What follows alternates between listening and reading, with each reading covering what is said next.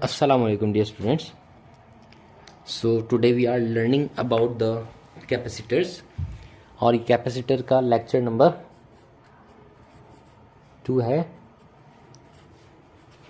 Last time हमने जो discussions की थी कैपेसिटर, कैपेसिटेंस और spherical capacitor, parallel plate capacitor क्या होता है और डियर स्टूडेंट्स कैपेसिटेंस की जो वैल्यू होती है वो किन किन चीज़ों के ऊपर डिपेंड करती है। आज हम डिस्कस करेंगे कि energy store in a charge capacitor, energy किस तरह से स्टोर होती है और दोनों प्लेट्स किस तरह से एक दूसरे के ऊपर फोर्स एक्सर्ट करती हैं और combination of capacitor which is parallel and series combination. So आगे चलते हैं। देखें, energy store in a charge capacitor का मतलब ये है कि किस तरह की एनर्जी कैपेसिटर के अंदर स्टोर होती है। तो वो जो टाइप होती है वो पोटेंशियल एनर्जी है।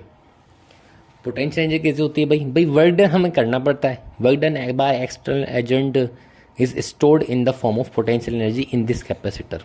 मतलब क्या? मतलब ये कि हमने यहाँ पे देखो स्मॉल स्मॉल चार्जेस लिए उठा के यहाँ रख दिए, फिर चार्जेस लिए उठा के यहाँ रख दिए, फिर चार्जेस लिए उठा के यहाँ पर रख दिए। सर उठा के रख क्यों रहे हो पहले ये तो बताओ। आपने 2 प्लेट्स ली, दोनों प्लेट में कुछ एटम है, ठीक है। हमने यहाँ से इलेक्ट्रॉन निकाला, यहाँ से इलेक्ट्रॉन निकाला और यहाँ ला के रख दिया। यहाँ से इलेक्ट्रॉन निकाला, ये उल्टी आप इसको इस तरह से कह लो। इलेक्ट्रॉन निकाला, यहाँ रख के रख दिया, इलेक्ट्रॉन निकाला, यहाँ रख के रख दिया। इलेक्ट्रॉन हम यहाँ पे रख रहे हैं तो ये जो प्लेट है ये नेगेटिवली चार्ज हो जाएगी। ये जो प्लेट है इलेक्ट्रॉन की ख़त्म होने की वजह से पॉजिटिवली चार्ज हो जाएगी। अब है ना मज़ीद इलेक्ट्रॉन नहीं जा रहे हैं, मना कर रहे हैं भाई इलेक्ट्रॉन लेके जा रहा हूँ, पहले से भी तो इलेक्ट्रॉन है। तो जो पहले वाले इलेक्ट्रॉन है और जो इलेक्ट्रॉन मैं लेकर जा रहा हूँ उन दोनों इलेक्ट्रॉन के दरमियान में इलेक्ट्रोस्टैटिक रिपल्जेंट फोर्स होगी। वो रिपल्जेंट फोर्स इलेक्ट्रॉन को मना करेगी आने से।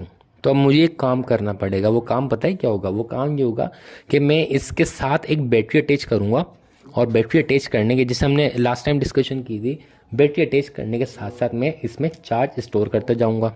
मेरे पास एक तरीका ये है।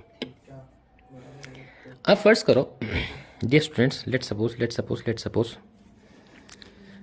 कि हमें ना आपने किसी टाइम टी में यहाँ से चार्ज उठा के यहाँ रखा, जिसको हम डी क्यू कहते हैं।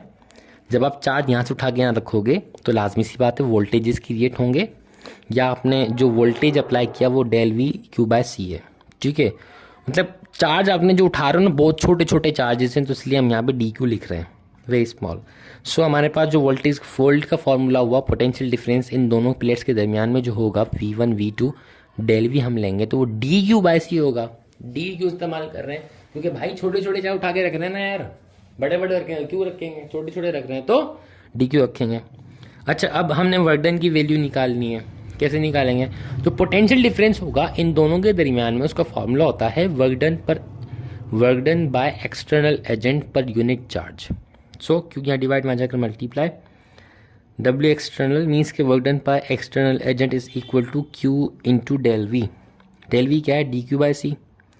सो डेल वी जगह पे हमने ये वैल्यू पुट करी, इस तरह से ये वैल्यू पुट करी तो हमारे पास Q इंटू वर्क डन आया external agent is equal to Q into D Q by C.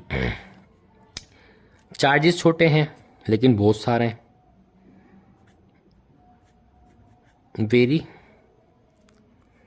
Large amount में। तो क्या अब हम एक एक चार्ज को उठा के यहाँ रखेंगे? नहीं। एक एक चार्ज की वजह से जो पोटेंशियल बन रहा होगा कैपेसिटर के अंदर वो मालूम करेंगे? नहीं। एक एक चार्ज के ऊपर जो वर्क डन कर रहे होंगे? नहीं। बल्कि अब हम सम अप करेंगे ना, तो जब छोटी चीज़ का सम अप किया जाता है तो इंटीग्रेट किया जाता है। So by integration D Q into की by C. C capacitance constant होती है हर कैपेसिटर की, बाहर निकाल लिया। Integration D Q by Q. अच्छा, जो उसमें लिमिट्स होंगी वो क्यू और 0। मतलब हमने जब टी 0 था, चार्ज नहीं था, पोटेंशियल 0 था, वो जब चार्ज उठा के यहाँ से यहाँ रखा, टाइम टी में रखा, पोटेंशियल बना तो ये क्यू, ठीक है। सो डी क्यू इंटू की क्यू का जो इंटीग्रेशन होता है वो बराबर होता है क्यू स्क्वायर बाय 2 के। सो हमारे पास जो पोटेंशियल एनर्जी का फार्मूला आया वो आया क्यू स्क्वायर ओवर 2 इंटू सी। मतलब ये जो पूरी टर्म हो गई क्यू स्क्वायर बाय 2, तो क्यू स्क्वायर बाय 2 इंटू सी, ये पोटेंशियल एनर्जी हो गया। फॉर्मूला आ गया कि मतलब आपके इस कैपेसिटर के अंदर जो पोटेंशियल एनर्जी स्टोर होती है उसका फॉर्मूला आपके सामने क्यू स्क्वायर बाय 2c होती है, उसकी वैल्यू क्या है Q by square by 2c। अगर आपसे कोई बोले भाई अगर इतनी हिम्मत है तो आप इस फॉर्मूले को इन टर्म्स ऑफ क्यू और वी लिखकर दिखाओ, तो बड़ा आसान है वो फॉर्मूला, बड़ा आसान है वो formula. C is equal to Q by V. C मतलब कैपेसिटेंस की जो वैल्यू होती है वो क्यू बाय वी होती है। कैपेसिटेंस के आगे आपने क्यू बाय वी पुट कर दिया, क्यू से Q cancel, V inverse, so half Q V, half Q V. ठीक है, ये पोटेंशियल एनर्जी हो गई in terms of charges and voltages.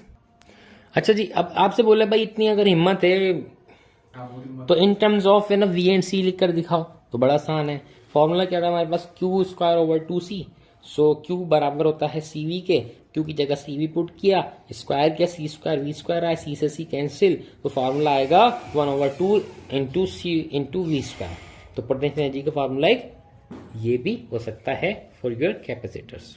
ठीक है, अब हम डियर स्टूडेंट्स आगे चलते हैं। Force on a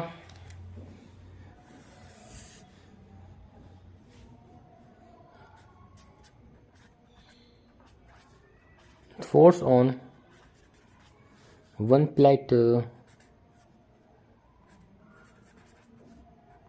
of capacitor by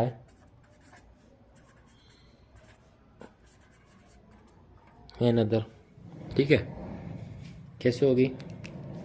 बहुत आसान है। दो प्लेट्स बनाई, या आपने पैरेलल प्लेट कैपेसिटर बनाया, प्लस चार्ज ये नेगेटिव।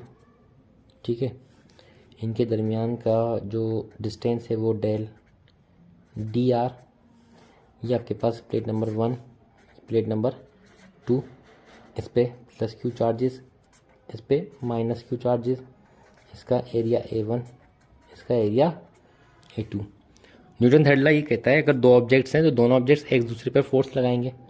ये इस पर लगाएगा F, ये इस पर लगाएगा F, अपोजिट होगी। हम ये कहते हैं भाई जो फोर्स लग रही है प्लेट 1 की वजह से 2 पर, F12 वो बराबर होती है उस फोर्स के जो कि 1 पर लग रही, जो कि 2 की वजह से लग रही है 1 के ऊपर। ठीक है, अच्छा ये जो कौन सी फोर्स होगी जो नेक्स्ट पे लगाएंगे? इलेक्ट्रिक फोर्स होगी। इलेक्ट्रिक फोर्स कैसे निकालते हैं डियर स्टूडेंट्स? हमारे पास देखो इलेक्ट्रिक फोर्स कैसे निकाली जाती है? E इज इक्वल टू, मतलब इलेक्ट्रिक फील्ड का जो फॉर्मूला है वो है force per unit charge, so F is equal to Q into E। Clear है? जब आपके पास F is equal to Q into E निकल गई। अब अगर आपसे पूछा जाए कि भाई भाई भाई भाई भाई के इन दोनों के पास इलेक्ट्रिक फील्ड होगी, इसके पास भी इलेक्ट्रिक फील्ड, इसके पास भी इलेक्ट्रिक फील्ड, वो इलेक्ट्रिक फील्ड कितनी होगी? Sigma bye 2 epsilon not. ऐसे ही होगा, सिग्मा बाय 2 एप्सिलॉन नॉट होगी। अब इलेक्ट्रिक फील्ड की अगर बात करते हैं तो जो इलेक्ट्रिक फील्ड होगी नेट वो होगी आपके पास Q over 2 epsilon not plus Q over 2 epsilon naught. ठीक है, एलसीएम लोगे तो ये हो जाएगा 2Q और 2A का एप्सिलॉन नॉट 2 से 2 cancel, Q over A into epsilon naught. ठीक है, अब इसको इसमें पुट कर दो, F is equal to Q into Q over A epsilon naught, so it will be equal to Q square over epsilon naught. मतलब ये जो इसकी वजह से इसके ऊपर, इसकी वजह से इसके ऊपर जो फोर्स एग्जर्ट हो रही होगी वो Q square over A epsilon not होगी। क्लियर है? तो ये हो गया force on one plate of capacitor by another. आगे चलते हैं डियर स्टूडेंट्स, आपके पास है कॉम्बिनेशन ऑफ कैपेसिटर्स। कॉम्बिनेशन के अंदर हमने पहले सीरीज डिस्कस करना है, उसके बाद हम पैरेलल डिस्कस करेंगे। सीरीज़ के अंदर क्या है कि आपके पास एक सर्किट है जिसमें आपने दो कैपेसिटर लगाए हुए हैं। ये दोनों कैपेसिटर्स की दो प्लेट्स हैं जिसके ऊपर plus Q minus Q plus Q minus Q charge है। प्लस उसी के साथ है जहाँ पर प्लस क्यू चार्ज है, माइनस उसी के साथ जहाँ पर माइनस क्यू चार्ज है। 12 वोल्ट हैं। अगर सीरीज़ में कोई भी होम अप्लायंस लगाया जाता है या इलेक्ट्रिकल या इलेक्ट्रॉनिक डिवाइस लगाई जाती है तो एक बात याद रखिएगा, जो पोटेंशियल डिफरेंस होता है वो डिवाइड हो जाता है, अब वो किसी भी तरह से हो। तो एक बात रखिएगा, जो पोटेंशियल डिफरेंस डिवाइड हो जाएगा, यहाँ का पोटेंशियल डिफरेंस होगा V1, यहाँ का V2। अगर मैं टोटल मालूम करना चाहूँ तो V is equal to V1 plus V2 होगा। ठीक है। अच्छा, जो चार्जेस होते हैं ना सीरीज़ के अंदर वो सेम रहते हैं। चार्जेस जो होते हैं वो सेम रहते हैं, वो चेंज नहीं होते। सीरीज़ के अंदर हर एक कैपेसिटर के ऊपर चार्ज सेम, यहाँ पे 5 कूलम, यहाँ पे 5 कूलम, यहाँ 10, यहाँ भी 10 कूलम ही होंगे।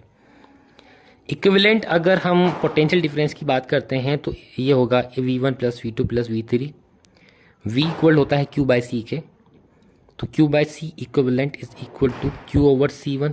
यहाँ ना 1 आएगा और ना ही 3 आएगा क्योंकि चार्जेस सेम होते हैं, plus Q by C2 plus Q by C3। Capacitance different हो सकती है, चार्जेस सेम होते हैं।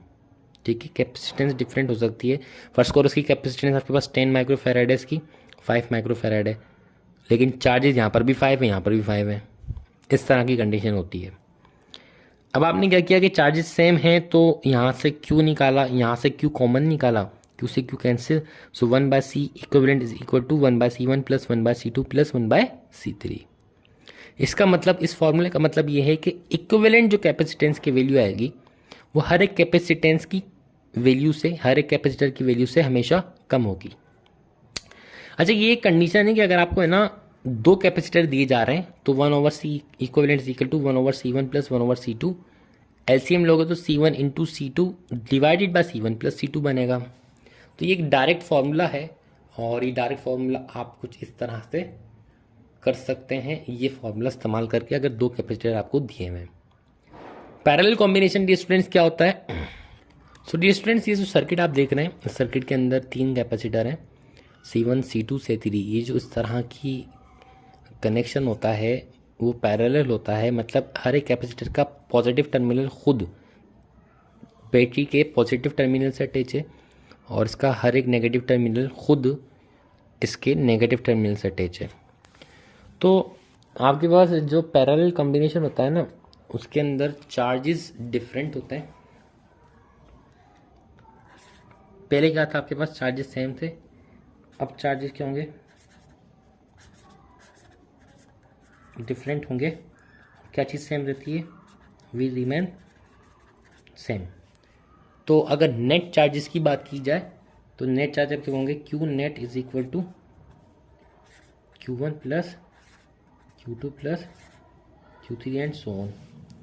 Q बराबर होता है हमारे पास CV के, so C equivalent into V is equal to Q net की जगह C V1। यहाँ का जो पोटेंशियल वोल्टेज V1, यहाँ का वोल्टेज V2, यहाँ का वोल्टेज आपके पास V3। ठीक है, लेकिन यहाँ पर आपके पास जो V1 बराबर होता है V2 के और जो V2 बराबर होता है V3 के, एंड V मतलब क्या, वोल्टेज क्या रहते हैं? सेम रहते हैं, तो इसलिए V1 लिखने की हाजत नहीं है, C1 लिख दो क्योंकि यहाँ का capacitance C1 C2 and C3, then plus C2 into V plus C3 into P and so on. अच्छा जी, V कॉमन निकालो। ठीक है, क्या बचा? C equivalent, V common, then C1 plus C2 plus C3, V से V cancel, then C equivalent is equal to C1 plus C2 plus C3। This is the formula for parallel combination of parallel plate capacitor. इसका मतलब ये है कि आपकी जो capacitance है parallel के अंदर वो हमेशा इंक्रीज होती है और सीरीज के अंदर वो डिक्रीज होती है। So take care of yourself, good luck, Allah Hafiz.